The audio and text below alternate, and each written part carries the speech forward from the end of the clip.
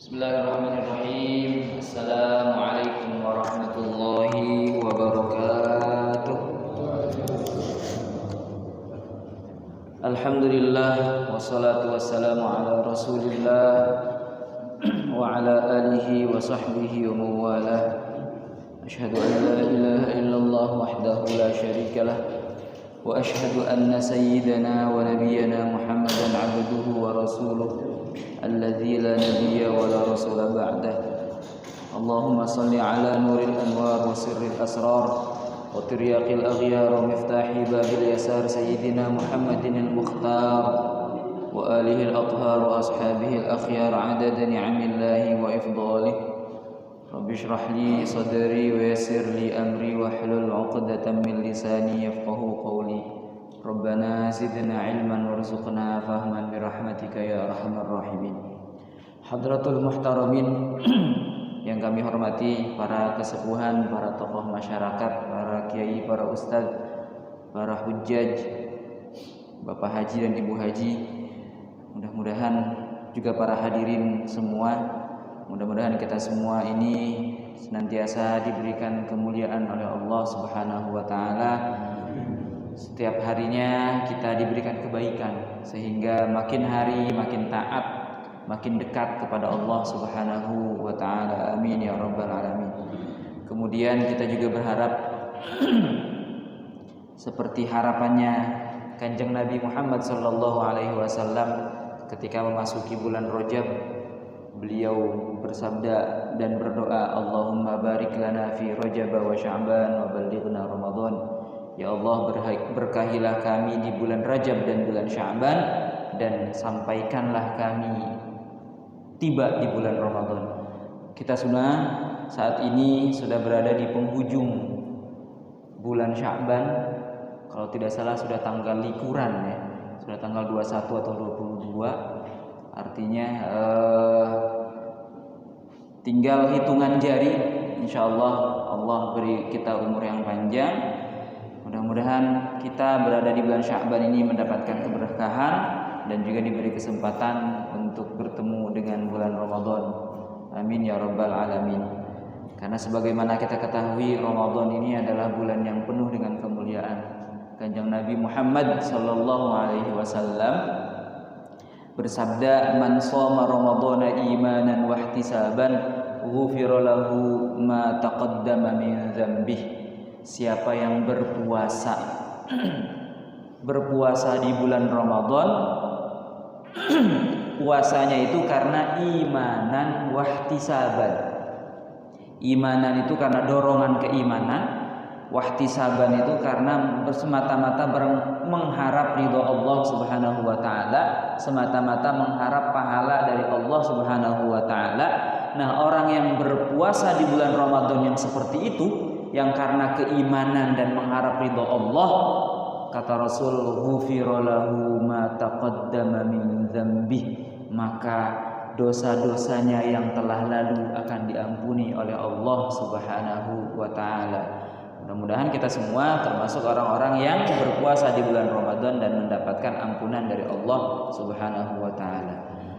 Kemudian Rasul juga bersabda terkait dengan keistimewaan dan kemuliaan bulan Ramadan. Kata Rasul, sayyidu syuhuri syahrul Ramadan. Penghulunya bulan itu adalah bulan Ramadan. Jadi kalau penghulunya hari itu hari Jumat. Tapi kalau penghulunya bulan adalah bulan Ramadan. Sayyidu syuhuri syahrul Ramadan wa sayyidul ayyami yaumul jumu'ati. Penghulunya bulan adalah bulan Ramadan, pemimpinnya bulan adalah bulan Ramadan, dan penghulunya hari adalah hari Jumat. Kenapa sih disebut bulan Ramadan? Nah, juga dijelaskan oleh Kanjeng Nabi bahwa innama summiya Ramadan li'annahu yarmidudz dzunub. Kenapa bulan Ramadan itu disebut bulan Ramadan? Karena bulan Ramadan itu yarmidudz dzunub. Yarmidu itu artinya membakar, menghanguskan, membuat gosong. Jadi Ramadan itu membuat gosong dosa-dosa, membakar dosa-dosa, menghanguskan dosa-dosa. Nah, Siapa orang yang dosanya hangus, yang dosanya terhapus, yang dosanya terbakar? Yang tadi, yang menjalankan puasa di bulan Ramadan karena keimanan dan mengharap ridho Allah Subhanahu wa taala. Tentu kalau puasanya itu mengharapkan keimanan, tentu kalau puasanya itu mengharapkan ridho Allah Subhanahu wa taala, pastinya menjalankan puasanya itu serius. Menjalankan hari-hari dan malam-malamnya, menghidupkan malam di bulan Ramadan juga serius. Kemudian Kanjeng Nabi juga bersabda, as-shalawatul khamsu wal jumu'atu ilal jumu'ati wa ramadhanu ila ramadhani mukaffiratun ma bainahunna idza jitanabal kabair. Salat yang lima waktu, dari subuh ke zuhur, dari zuhur ke asar, dari asar ke maghrib, dari maghrib ke isya, dari isya ke subuh. Kemudian wal jumu'atu ilal jumu'ati, dari Jumat ke Jumat, wa ramadhanu ila ramadhana, dan dari Ramadan ke Ramadan adalah mukaffiratun, penghapus dosa-dosa, ma bainahunna, di antara semua itu. Jadi sholat subuh itu penghapus dosa antara isya dan subuh. Sholat zuhur itu penghapus dosa antara subuh ke zuhur. Sholat asar itu penghapus dosa antara zuhur ke asar. Sholat maghrib itu penghapus dosa antara asar dan maghrib. Sholat isya itu adalah penghapus dosa antara maghrib dan isya. Begitupun sholat subuh tadi ya, hayu aja terus muter. Begitupun Jumat, sholat Jumat itu adalah penghapus dosa antara Jumat ke Jumat. Begitupun Ramadan, ibadah di bulan Ramadan adalah penghapus dosa dari Ramadan sebelumnya ke Ramadan saat ini. Idza jitanabal kabair, selama seseorang menjauhi dosa-dosa besar. Jadi selama kita menjauhi dosa besar, maka dosa-dosa kita akan diampuni oleh Allah Subhanahu wa taala. Karena kalau menjalankan dosa besar itu beda lagi. Jadi kafaratnya beda lagi kalau menjalankan dosa besar. Inilah keistimewaan dan kemuliaan di bulan Ramadan. Makanya kenapa kita diajarkan untuk berharap bertemu dengan bulan Ramadan. Allahumma ballighna Ramadan. Ya Allah, sampaikan kami di bulan Ramadan. Kenapa sih Ramadan itu istimewa? Banyak keistimewaannya. Karena Ramadan itu diturunkannya Al-Quran. Kemudian Ramadan juga ada satu malam yang di malam itu lebih baik dari 1000 bulan, yang kita kenal dengan malam Al-Qadar. Kemudian di malam Al-Qadar itu semua malaikat turun ke bumi hingga terbit fajar. Salamun hiya hatta matla'il fajar. Dan banyak lagi, diantaranya adalah pintu-pintu surga dibuka, pintu-pintu neraka ditutup. Maka ketika kita nanti memasuki bulan Ramadan, jadikan Ramadan ini adalah kesempatan terakhir kita untuk berbuat baik di hadapan Allah Subhanahu wa taala. Allahumma barik lana fi Rajab wa Sya'ban wa ballighna Ramadan. Ya Allah, berkahilah kami di bulan Rajab dan Sya'ban, dan sampaikan kami di bulan Ramadan. Para jemaah rahimakumullah, selanjutnya kita akan lanjutkan pengajian kita, ngaji sampai surat apa sekarang? Terakhir surat Al-Humazah ya. Berarti sekarang kita lanjutkan di surat Al-Asr. Surat Al-Asr. Biasanya kalau ngaji setelah subuh bawaannya tuh masih ngantuk gimana? Udah diajarin kemarin. Kalau ngaji habis subuh biasanya semangat. Ulangi Pak. Kalau ngaji habis subuh bawaannya semangat. Jadi semangat, nggak boleh ngantuk. Ibu-ibu kalau di pengajian biasanya mendengarkan dengan seksama, bukan ngobrol ya. Ibu-ibu biasanya kalau di pengajian biasanya mendengarkan. Oke. Baik, kita ngaji bareng-bareng. Kita ta'awudz, basmalah, lalu kemudian surat Al-'Asr ya. A'udzu billahi minasy syaithanir rajim. Bareng. A'udzu billahi minasy syaithanir rajim. Bismillahirrahmanirrahim.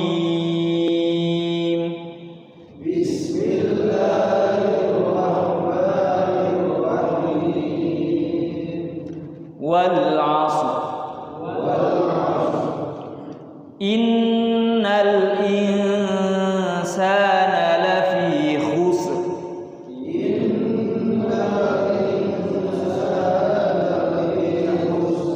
Ada lagi yang mengajarkan sampai illa, berhentinya di illa. Innal insana lafi khusrin illa, bareng.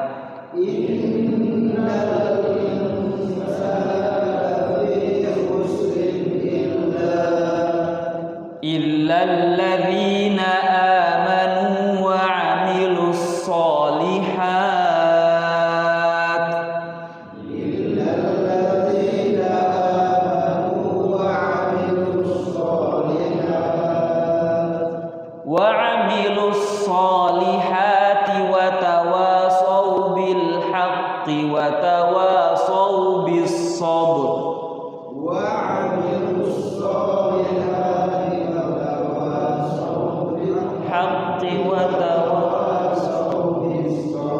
bareng-bareng. Bismillahirrahmanirrahim. Wal 'asr.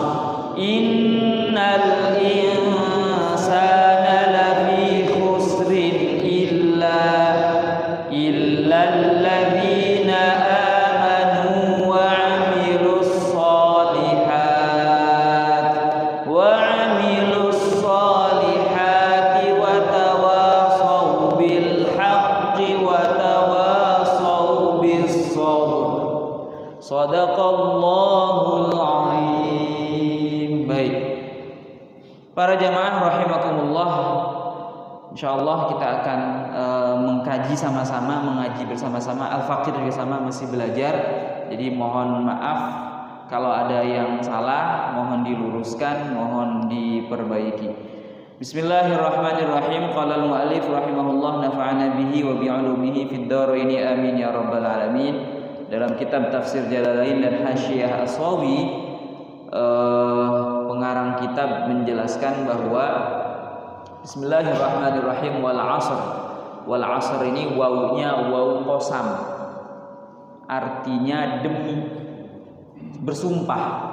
Wawu untuk digunakan sumpah. Artinya demi, bukan dan. Jadi tidak semua wa itu maknanya dan. Wa itu ada maknanya dan, ada maknanya demi, ada maknanya bersama. Ini nanti ini kalau yang belajar nahwu itu diajarkan wawu itu macam-macam. Ada wawu qasam, ada wawu ataf, ada wawu ma'iyah, ada lagi wawu apa satu lagi itu? Ya, wawu ma'iyah ya, yang artinya bersama, bersamaan atau bersama. Nah, wal 'asri di sini wawunya wawu qasam, berarti itu digunakan untuk bersumpah. Wallahi, demi Allah. Wal 'asri, setelah wanya dibaca i. Wal 'asri, demi masa, demi waktu asar, demi sholat asar, macam-macam maknanya. Ada wasyamsi, berarti demi matahari. Jadi kalau setelah wa dibaca i, maknanya demi. Wadduha, nah kalau duha i-nya nggak kedengeran karena ujungnya a. Wadduha, demi waktu duha. Kemudian apa lagi tuh? Wal fajri, demi waktu fajar. Ya, wallahi, demi Allah. Wal 'asri, apa makna wal 'asri? Ai ad-dahri au ma ba'da zawali ilal ghurubi au salatil 'asri. Ini feedback ya, tes. Wal 'asri itu maknanya wad-dahri, demi masa, demi waktu. au ma ba'da zawali ilal ghurubi, atau ma ba'da waktu setelah bergesernya matahari ilal ghurubi sampai terbenam, berarti waktu asar. Ketika matahari bergeser ke barat sampai terbenamnya matahari, itu waktu asar. Au sholatil asri, atau sholat asar, demi waktu sholat asar. Kalau tafsir Jalalain menjelaskan seperti itu saja. Kemudian di Hasyiah As-Sawi, catatan kakinya Syekh As-Sawi menjelaskan bahwa kenapa dimaknai al-asr itu bidahri dengan makna waktu demi waktu. Innahu yahsulu fihi sarra'u wad-dharra, karena di waktu itulah kita akan mendapatkan kebahagiaan dan kesengsaraan. Kita semua ini merasakan bahagia, merasakan menderita, itu adanya di waktu. Ya, di waktu, di masa. Seperti apa? Wasihhatu wasaqamu, sehat dan sakit juga adanya di waktu. Jadi sewaktu-waktu kita sehat, sewaktu-waktu kita sakit. Wal ghina wal faqri, kaya dan miskin juga kita mengalaminya di waktu. Kita tidak selamanya miskin, tidak selamanya kaya. Kadang-kadang kita juga ngalami bagaimana rasanya kere, nggak punya duit sepeser pun. Oh, itu palong itu, pusing itu, nggak punya uang sepeser pun itu. Kayaknya kalau nemu uang puluhan ribu di kantong yang habis dicuci, wah itu bahagia. Alhamdulillah bisa kebeli bawang, alhamdulillah bisa kebeli beras berapa liter, setengah liter, karena sekarang beras semakin ngegas, sebagaimana itu jogetannya itu, oke gas, gitu. Harga beras makin ngegas gitu ya. Ya, jadi harga beras makin ngegas sekarang, makin kenceng, belum turun-turun, apalagi menjelang Ramadan. Wal ghina wal faqri, kita juga ngalami masa kaya, masa fakir. Kadang banyak duit juga pernah gitu ya. Yang kekurangan duit juga sering gitu. Wa nahwi dzalika dan sebagainya. Ini menunjukkan bahwa waktu itu amat berharga, Pak. Waktu itu sesuatu yang spesial. Maka waktu digunakan sumpah oleh Allah Subhanahu wa taala dalam surat Al-Asr, wal 'asr, demi waktu.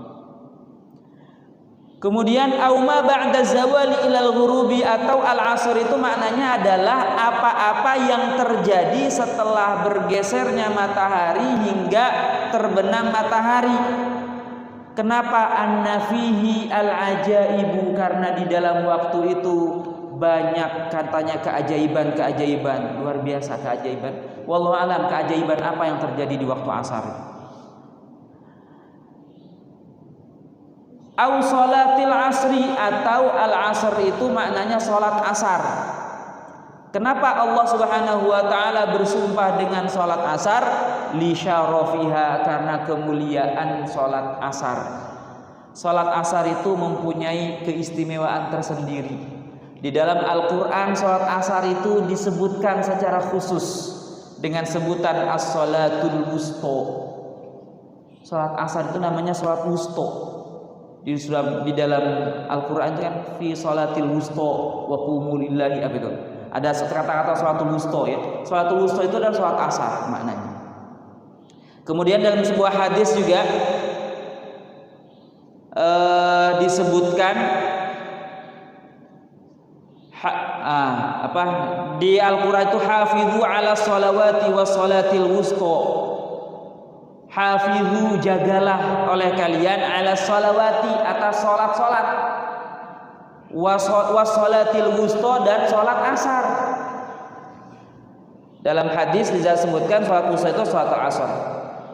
Walamma waroda, dan disebutkan juga manfatathu sholatul asri, siapa yang tertinggal oleh sholat asar, faka'annama wataro ahlahu wa malahu, maka seolah-olah ia kehilangan keluarga dan hartanya. Jadi saking berharganya sholat asar, makanya bawaannya sholat asar itu suka ketinggalan. Nantilah tanggung gitu, inget-inget ayo 4:30, Ayo udah jam 5 belum sholat asar, ayo sholat gitu. Ini karena sholat asar itu katanya sholat yang paling berat bagi orang-orang munafik. Mudah-mudahan, tapi insya Allah kita mah nggak merasa berat ya. Kita mah nggak merasa berat ya Pak ya. Insya Allah ini tandanya bahwa kita ini bukan orang munafik. Amin. Waqila, dan dikatakan juga al-asr itu adalah zamanu Rasulillah sallallahu alaihi wasallam. Makna asar itu adalah masa Rasulullah sallallahu alaihi wasallam. Fa aqsama bi zamanihi kama aqsama bi makanihi.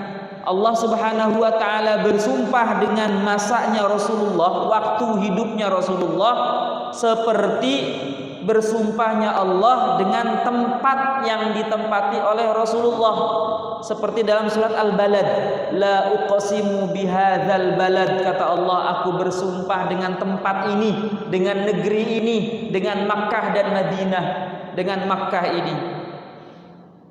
Ada lagi yang menafsirkan al-asr itu bi umurihi, dengan umurnya Nabi Muhammad. Fi qawlihi, dalam firman Allah Ta'ala, la'amruka innahum lafi sakratihim ya'mahun. Ada lagi yang mengatakan bahwa al-asr adalah zamanuhu wa zamanu ummati, zamannya Nabi dan zaman umatnya. Karena kalau dibandingkan dengan Nabi Adam itu mungkin waktu subuh itu kalau di barat hari. Nah kalau Rasulullah itu sudah sore Pak, sudah asar, sudah menjelang kiamat itu. Nah kita ini umatnya Nabi Muhammad sudah masuk waktu asar. Jadi kita ini masuk kepada umat akhir zaman. Karena ada umat-umat terdahulu kita. Coba kalau dibandingin sama umat Nabi Adam, jauh. Jangan umat Nabi Adam, umat Nabi Isa saja sudah berapa? Udah 2020-an tahun. Kan Masehi itu 2024 sekarang. Al-Masehi itu kan menghitungnya dari wallahu alam, bisa jadi ngambilnya dari Al-Masih Nabi Isa alaihissalam. Sudah 2024 tahun yang lalu. Rasulullah hadir di tengah-tengah kita saja, Rasulullah hijrah saja sudah 1445 tahun yang lalu. Kita umurnya paling banter kan rata-rata 63 tahun, berarti sudah berapa generasi? 1445 tahun. Nah zaman Rasulullah sudah zaman asar, apalagi zaman kita, jangan-jangan zaman maghrib gitu ya. Wal asri, jadi wal asri ini adalah zamanihi wa zamani ummatih, zamannya Nabi Muhammad dan umatnya Nabi Muhammad, li'annahu khitamal usuri wa afdolaha, karena zamannya Nabi Muhammad dan umatnya adalah khitamul usur, penutupnya waktu, wa afdolaha, dan paling utamanya waktu. Jadi waktu yang paling utama adalah waktu umatnya Nabi Muhammad. Kita ini, jadi kita ini berada dalam waktu yang terbaik. Wa fihi zuhuru sa'ah wa ajaibiha wa ajaibuha, dan di dalam asar itu terdapat zuhuru sa'ah wa ajaibuha. Wallahu alam. Apa maksudnya nampaknya waktu? Zuhuru sa'ah wa ajaibuha, mungkin nampaknya tanda-tanda kiamat dan keajaiban-keajaibannya akan ditampakkan di waktu asar itu, di waktu zamannya umatnya Nabi Muhammad sallallahu alaihi wasallam. Kemudian Allah berfirman dalam ayat kedua, innal insana lafi khusrin, sesungguhnya manusia, al jinsa, semua jenis manusia, innal insana, semua jenis manusia itu lafi khusrin, sungguh berada dalam kerugian. Aifi lafi khusrin fi tijaratihi, sungguh benar-benar dalam kerugian, fi tijaratihi, dalam perniagaannya, dalam perdagangannya. Di sini di dalam ayat kedua ini ada kata inna. Inna itu fungsinya litaukid, untuk menegaskan, penegasan. Kemudian innal insana, setelah kata insana ada la juga. La itu makna taukid juga, menegaskan. Maka maknanya sesungguhnya manusia sungguh benar-benar dalam kerugian. Sungguh manusia benar-benar dalam kerugian. Para mufasir menjelaskan bahwa yang dimaksud dengan manusia itu adalah semua manusia, baik muslim ataupun kafir. Baik muslim maupun kafir itu katanya benar-benar dalam kerugian. Wa dzalika li'annal insana la yanfaqu an khusranin, karena manusia itu selalu tidak lepas dari kerugian. Bagaimana kerugiannya? Li'annal khusrana huwa tadyi'ul umur, karena ruginya manusia adalah hilangnya umur. Makin hari kita ini makin kehilangan umur. Nggak bisa itu nggak bisa itu kita mempertahankan umur. Umur kita jangan sampai lepas. Umur kita jangan sampai kurang. Tidak. Waktu itu semakin detik, semakin menit, semakin jam, semakin hari, semakin tahun selalu berkurang.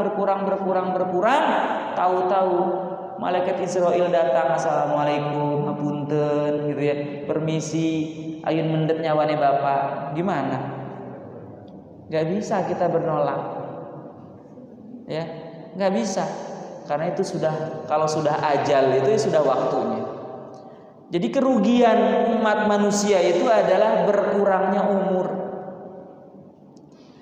Fa inna kulla sa'atin tamurru min umuril insan, karena sesungguhnya setiap saat, setiap menit, setiap detik, setiap menit, setiap jam tamurru, melewati min umuril insan, dari umurnya manusia. Jadi setiap detik ternyata kita melalui umur kita, melewatkan umur kita, meninggalkan umur kita. Imma an takuna tilka sa'atu fi ta'atin aw ma'siyatin, baik dalam waktu itu kita menjalankan ketaatan ataupun menjalankan kemaksiatan. Fa in kanat fi ma'siyatin fa huwal khusranul bayyin, maka jika dalam waktu itu kita berada dalam kemaksiatan, maka kerugiannya jelas. Memanfaatkan waktu, menggunakan waktu dengan kemaksiatan itu jelas ruginya. Bagaimana kalau kita menggunakan waktu dengan ketaatan tapi kok kita masih dianggap rugi? Wa in kanat fi ta'atin fala'alla ghairaha afdalu, dan jika ia dalam menjalankan waktu itu berada dalam ketaatan, apa ruginya? Fala'alla ghairaha afdalu, bisa jadi orang selain dia melakukan yang lebih utama dari dia. Itu ruginya, Pak. Itu ruginya, Bu. Jadi kita ini bagaimanapun, baik dalam kemaksiatan ataupun dalam ketaatan, katanya manusia itu selalu rugi. Dalam Al-Quran ini jelaskan. Bagaimana kalau kita melakukan maksiat, jelas ruginya. Kalau kita menjalankan ketaatan, ternyata bisa jadi ada orang lain yang lebih hebat lagi menjalankan ketaatannya. Astagfirullah. Wa huwa qadirun alaihi, sedangkan ia mampu menjalankan yang lebih utama seperti orang lainnya itu. Jadi luar biasa ini penjelasan tentang manusia dalam kerugian ini. Fakana fi'lu ghairil afdali tadhi'an wa khusranan, maka perbuatan orang lain yang lebih utama itu adalah tadhi'an, sesuatu yang hilang, wa khusranan, dan kerugian. Itulah ruginya orang yang taat. Kalau ruginya orang maksiat jelas, kalau ruginya orang taat seperti tadi. Wa aidan, dan begitu juga robihal insanu fi talabil akhirati wa hubbiha. Begitu juga beruntunglah orang-orang yang senantiasa fi talabil akhirah, berada dalam mencari kehidupan akhirat, wa hubbiha, dan mencintai akhirat, wal i'radi 'anid dunya, dan berpaling dari kehidupan dunia. Nah, kita hadir di sini mudah-mudahan termasuk orang yang mencintai akhirat. Karena kita rela meninggalkan keluarga, ya. Rela, harusnya kan di rumah gitu ya, santai-santai duduk bareng-bareng sama keluarga di rumah, ada nimang-nimang cucu gitu kan, tapi kita tinggalkan semata-mata dalam rangka mengharap ridho Allah agar kita dapat pahala, dan pahala itu akan kita nikmati di akhirat insyaallah. Wal i'rad 'anid dunya, dan berpaling dari kehidupan dunia. Falamma kanatil asbabud da'iyati ilal akhirati khafiyatan, maka ketika sebab-sebab yang mengundang kepada akhirat itu tersembunyi, wal asbabud da'iyati ila hubbid dunya zahiratun, sementara katanya sebab-sebab yang mengundang pada kecintaan dunia itu jelas. wa kathratu ishtighalin nasi bihubbi dhahir kanu fi khasarin wa bawarin, dan banyaknya orang sibuk dengan dengan mengejar yang nampak dan meninggalkan yang tidak tampak. Itulah orang-orang yang berada dalam kerugian dan kebinasaan. Kan kalau penyebab orang sebab-sebab yang mengundang akhirat kan nggak kelihatan. Pahala kelihatan nggak Pak? Enggak. Surga, janji surga nggak kelihatan. Tapi kalau kenikmatan-kenikmatan dunia, wah kelihatan. Misalnya kalau kalau kesenangan, kebahagiaan dunia kan kelihatan tuh nampak. Tapi kalau kebahagiaan akhirat kan nggak kelihatan. Paling yang menikmati adalah orang yang mengalami saja. Ada rasa tenang, ada rasa khusyuk, tentram. Tenang-tentram kan nggak bisa dilihat sama orang lain. Bagaimana seseorang itu merasakan kenyamanan, merasakan ketentraman, ketenangan hati kan hanya dia yang tahu. Orang lain nggak kelihatan. Beda dengan kenikmatan dunia. Wih, hebat itu tiap pekan healing terus, jalan-jalan terus gitu ya. Tiap hari Minggu selalu jalan-jalan. Kan kelihatan sama tetangganya. Misalnya, setiap minggu pergi ke mall, misalnya ke mall atau kemana tuh kemana lah kan kelihatan. Ya ke pantai, nyantai ke pantai gitu kan, atau healing kemana gitu, kelihatan. Nikmatnya dunia itu kelihatan. Orang lain pun mengetahui bahwa orang itu sedang nikmat. Beda dengan kenikmatan akhirat. Kalau orang tengah malam misalnya jam 3 tahajud di masjid atau tahajud di rumah kan nggak ada yang lihat. Dan yang merasakan ketenangannya kan hanya orang yang melakukan itu saja. Sehingga banyak orang yang lalai, orang yang terjebak, maka berusaha mengejar dunia, meninggalkan akhirat. Jadi betul apa kata Rasulullah Sallallahu Alaihi Wasallam, perumpamaan kehidupan dunia dengan kehidupan akhirat itu seperti kita mencelupkan jari kita ke lautan, lalu kita mengangkatnya. Ketika mengangkat ada air yang menetes, setetes itulah kehidupan dunia.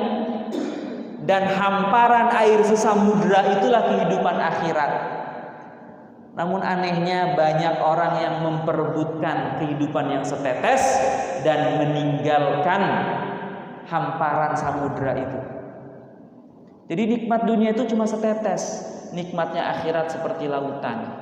Kita terjebak memperebutkan nikmat yang setetes, meninggalkan kenikmatan yang sesamudra. Astagfirullah. Inilah ruginya manusia itu. Jadi dalam surat Al-Asr itu semua jenis manusia rugi. Qad ahlaku anfusahum bitadyi'i a'marihim fima lam yakhluqu lah. Manusia itu binasa, manusia itu celaka, membinasakan dirinya dengan menghilangkan umur-umur mereka, menghabiskan umur-umur mereka dengan perkara-perkara yang dia tidak diciptakan untuknya. Padahal kita ini diciptakan untuk ibadah. Kata Allah, "Wa ma khalaqtul jinna wal insa illa liya'budun." Tidaklah aku ciptakan jin dan manusia kecuali untuk beribadah kepadaku.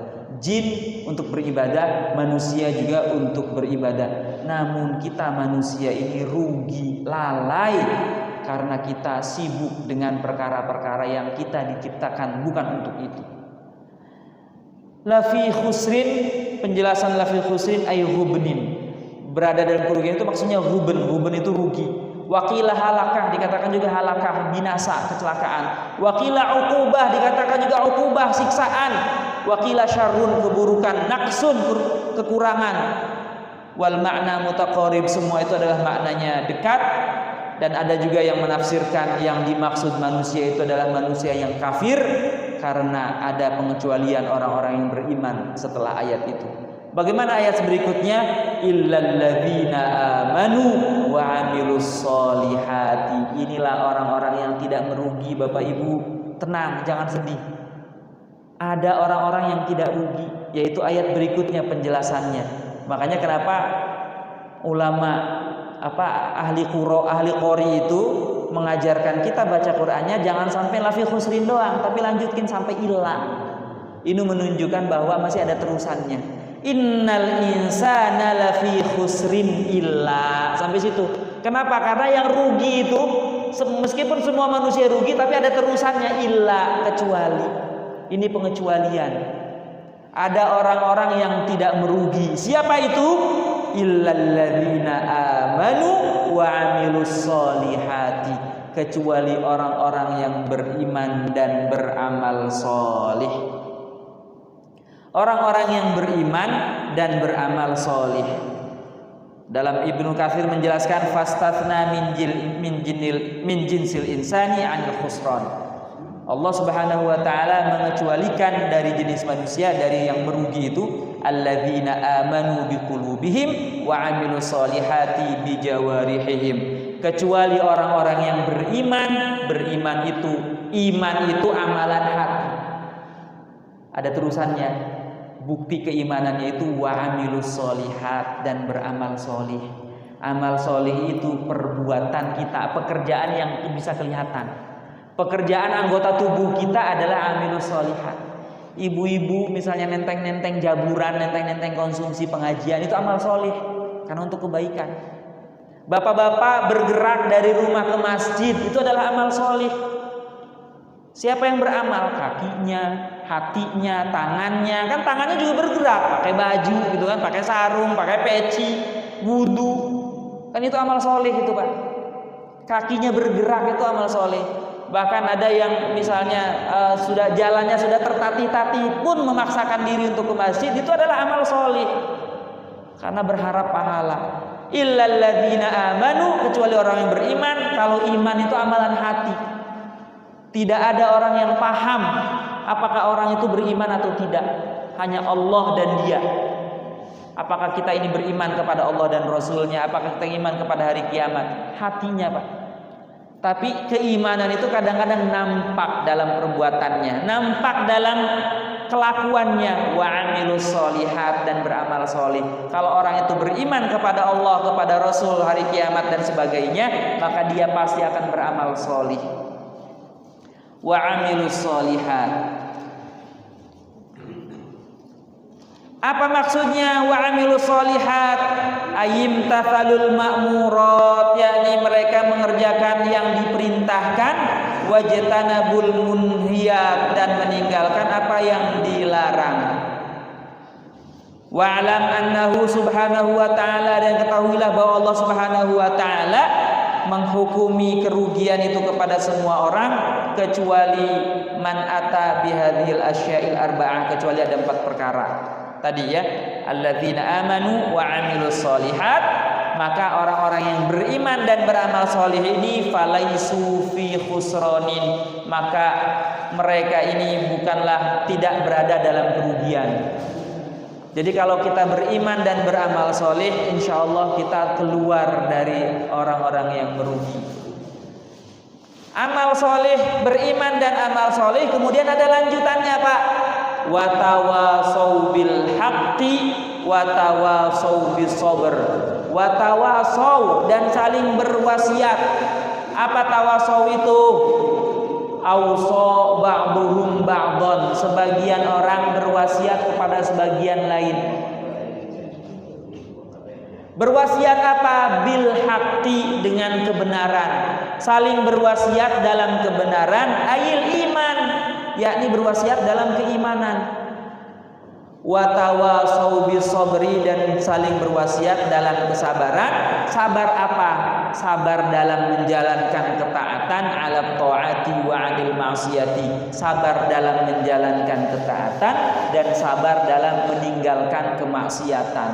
Karena menjalankan ketaatan itu berat, Pak. Meninggalkan kemaksiatan juga berat. Apalagi anak-anak muda.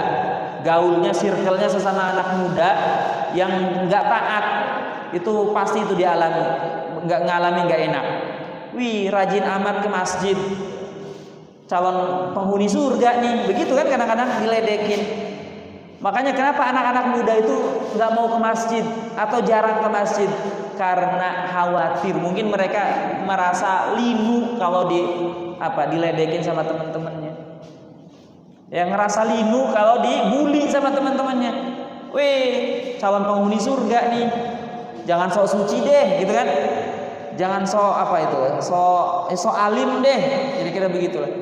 Jadi menjalankan ketaatan dan meninggalkan kemaksiatan itu ternyata berat. Makanya kita harus sabar menjalaninya. Kadang-kadang apalagi kalau budayanya budaya maksiat. Ada orang bener itu pasti disalahin. Misalnya apa ya? Ya misalnya ngasih amplop ke pejabat itu paling repot itu. Kalau ada urusan, minta tanda tangan misalnya. Gimana Pak rasanya Pak? Ngasih dosa gitu ya, nggak ngasih tersiksa. Meskipun sebenarnya pejabat itu nggak ngarepin sebenarnya, cuma karena budayanya namanya kalau minta tanda tangan itu pastilah ada uang terima kasih kan begitu. Ya itu dilema itu Pak. Aduh gimana ini ya? Ngasih ini masuknya khawatir masuknya bukan hadiah kalau ini Pak. Karena beliau sudah diupah untuk tanda tangan itu sebenarnya. Tetapi kadang-kadang kalau nggak begitu urusan berikutnya nanti ada seret kan gitu. Ada kekhawatiran, ada ketakutan seperti itu. Nah itu sabar dalam menjalankan ketaatan seperti itu. Ketika misalnya kita konsisten tidak memberikan pelicin kepada pejabat, itu kadang-kadang dipermasalahkan sama teman-teman. Kamu mah kebangetan misalnya, minta tanda tangan tapi nggak ngasih, suka digituin. Nah inilah ujian-ujian yang seperti itu. Jadi menjalankan ketaatan dan meninggalkan kemaksiatan itu butuh kesabaran. Ya, makanya di sini watawasau bis sabr, dan saling berwasiat dalam kesabaran, saling berwasiat dalam kebenaran dan saling berwasiat dalam kesabaran. Ini adalah ciri-ciri seorang muslim yang sejati, Bapak Ibu. Surat Al-Asr ini meskipun pendek, di sini Hasyiah Asyawi dijelaskan bahwa hadis surah wal kautsar, surat Al-Asr dan surat Kautsar itu adalah aqsaru suwaril Quran, surat yang paling pendek di dalam Al-Quran, surat Al-Asr dan surat Al-Kautsar. Wahuma, dan keduanya surat Al-Kautsar dan surat Al-Asr itu wa in kanata min jihatil alfadhi qalilatan, meskipun dari segi lafaznya itu dua-duanya sedikit, surat Al-Kautsar dan surat Al-Asr itu fama'nahuma katsirun, maka makna dari Al-Kautsar dan Al-Asr itu maknanya itu banyak, la yaqifu inda haddin, tidak cukup sampai terakhir, sampai batasnya.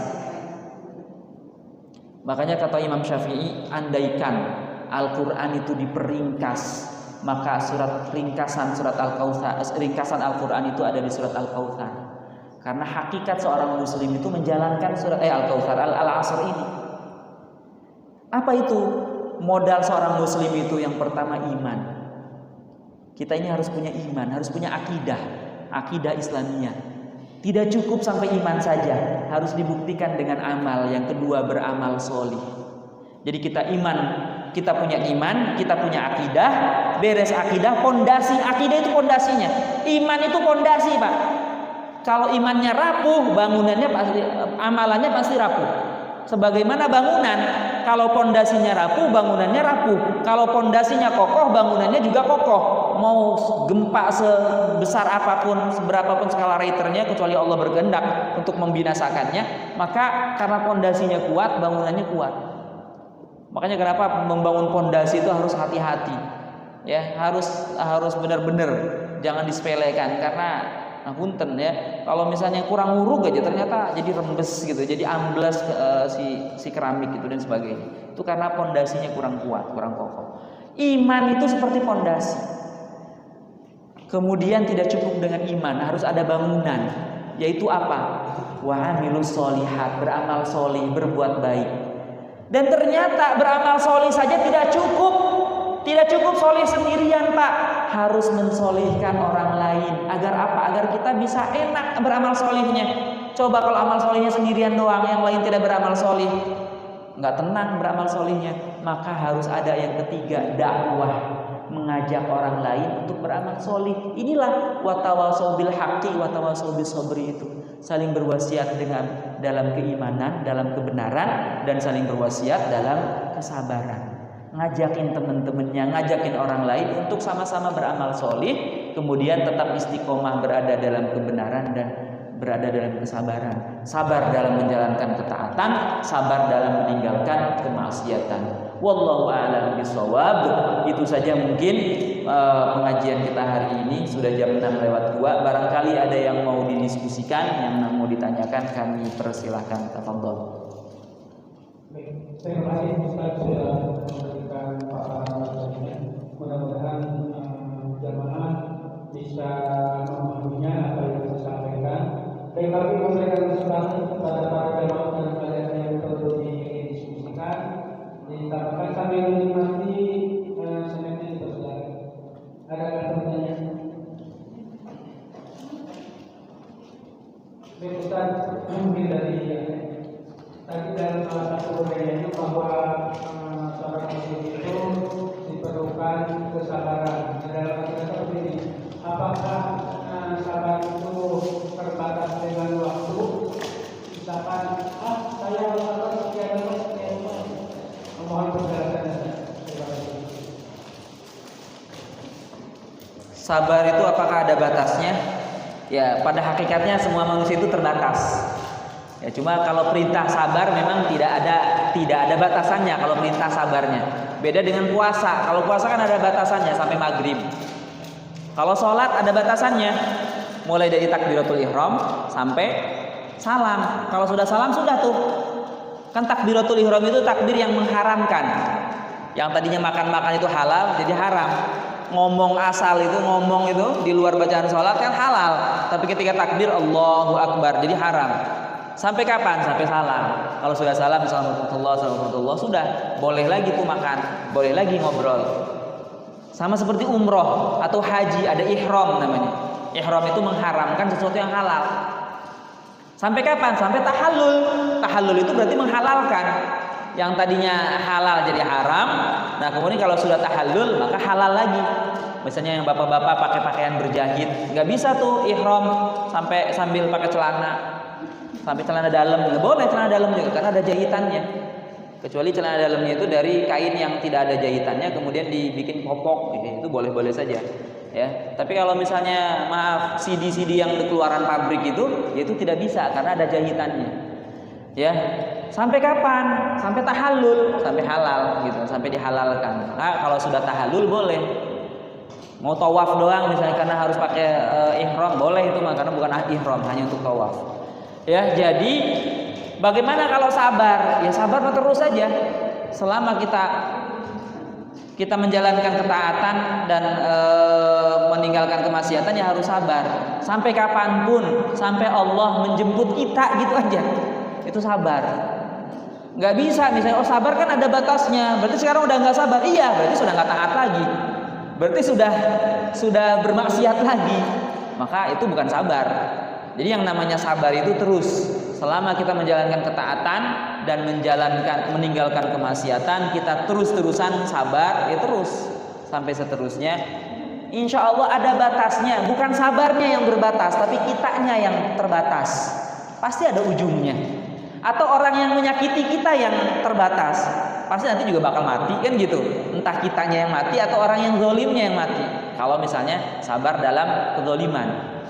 Kalau sabar dalam ketaatan ini pasti ada batasnya. Entah esok atau sore kita ini pasti ada dijemput sama malaikat Israel. Jadi begitu. Jadi yang dibatasi jangan sabarnya, tapi pasti pelaku atau yang objeknya itu yang terbatas. Wallahu a'lam bishawab.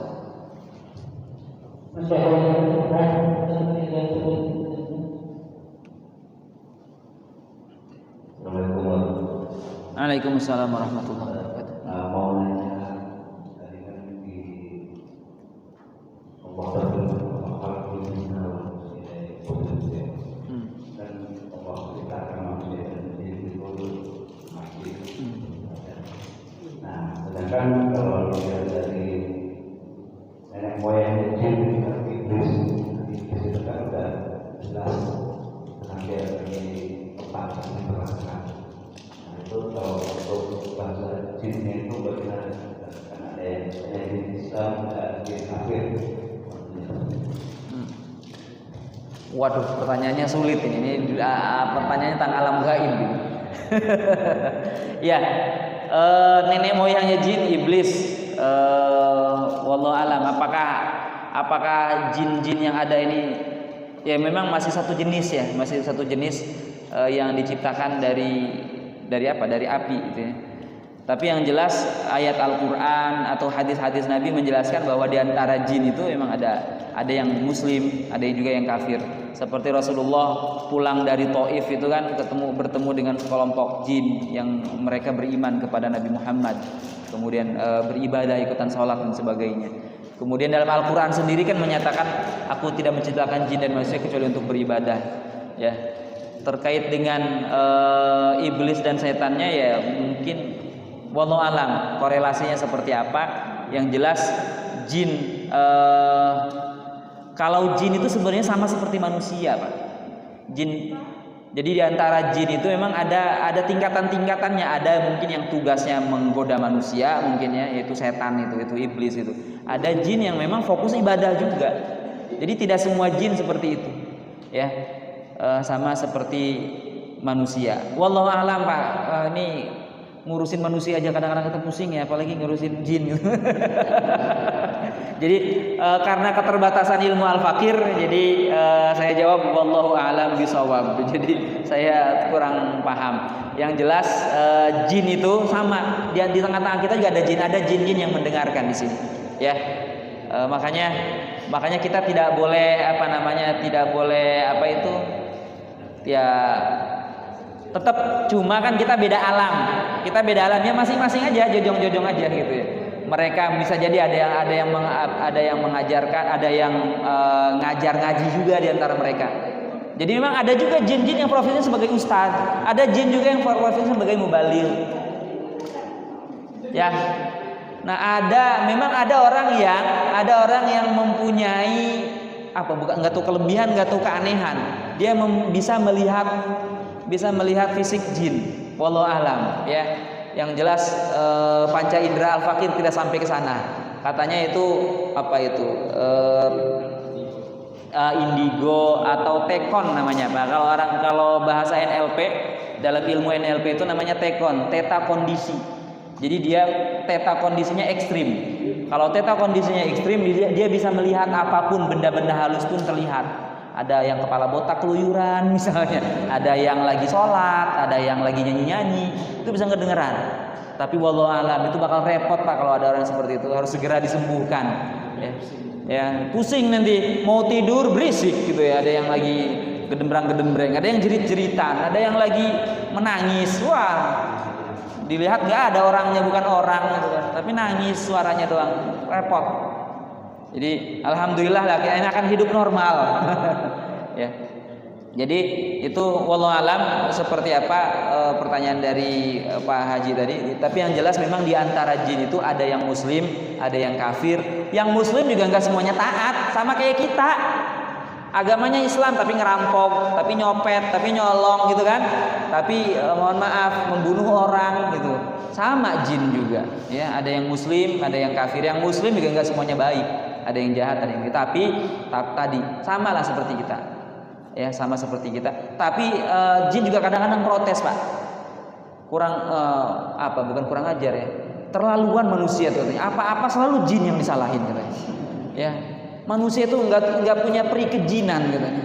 Jadi apa-apa kalau ada masalah tuh selalu jin. Dia pusing, depresi, jin yang dipermasalahin, yang disalahin. Padahal dianya sendiri nggak bisa sabar gitu. Ya, nggak bisa qanaah, nggak bisa ikhlas menerima kenyataan. Yang disalahin jin, stres dikit jin yang disalahin. Padahal saya nggak ngapa-ngapain, kata jin begitu. Jadi wallahu alam, katanya sih begitu. Ya, terima kasih. Sekali lagi, ada yang lain? Silakan.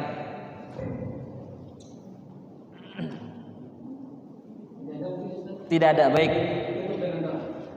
Alhamdulillah, mudah-mudahan pengajian kita pagi ini mudah-mudahan ada hikmah yang bisa diambil meskipun sedikit, misalnya mudah-mudahan yang sedikit itu menjadi ilmu yang barokah, bermanfaat untuk dunia dan akhirat kita.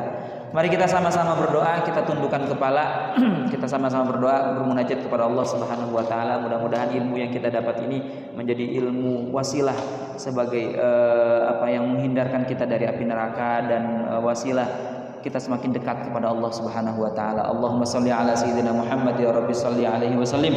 Alhamdulillahi rabbil alamin hamdan yuwafi ni'amahu wa yukafi mazidah ya rabbana lakal hamdu laka syukru kama yanbaghi li jalali wajhika wa azimi sultanik. Allahumma shalli ala sayyidina Muhammad wa ala alihi washabbihi wasallim.